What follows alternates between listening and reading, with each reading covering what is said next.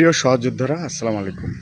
আপনারা ইতিমধ্যে অবগত আছেন যে বাংলাদেশ সরকারি কর্মকর্তা কর্মচারী কল্যাণ সমিতি গতকাল মাননীয় অর্থমন্ত্রী, মাননীয় পরিকল্পনা প্রতিমন্ত্রী,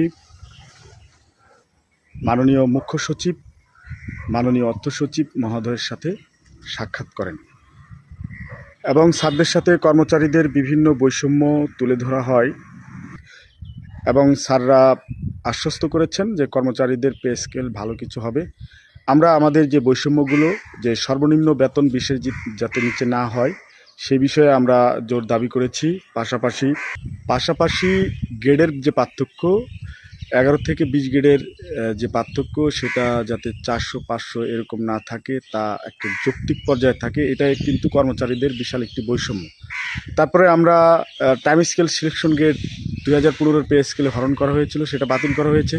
সেটার বদলে যে উচ্চতর গ্রেড দুটা দেওয়া হয়েছিল, 10 বছর এবং 16 বছর, সেটি থেকে পে কমিশন কিন্তু সুপারিশ করা হয়েছিল 5 বছর, 10 বছর, 15 বছর। কিন্তু আমরা শুনতে পাচ্ছি যে সে পে কমিশনের সুপারিশ বাদ দেওয়ার পায়তারা চলছে। আমরা এই ভিডিওর মাধ্যমে এবং গতকালকে আমরা মাননীয় অর্থমন্ত্রী, অর্থ সচিব মহোদয়, মুখ্য সচিব মহোদয় এবং পরিকল্পনা প্রতিমন্ত্রী মহোদয়ের সাথে আমরা এই বিষয়গুলো দাবি জানিয়েছি যে এই বিষয়গুলো যাতে কাটছাঁট না হয়, বাতিল করা না হয়। এই জন্য আমাদের মতো যদি প্রত্যেকটা কর্মচারী সংগঠন এভাবে মূল দাবিগুলো তুলে ধরতো, তাহলে আরও আগেই আমাদের বৈষম্য কমে যেত।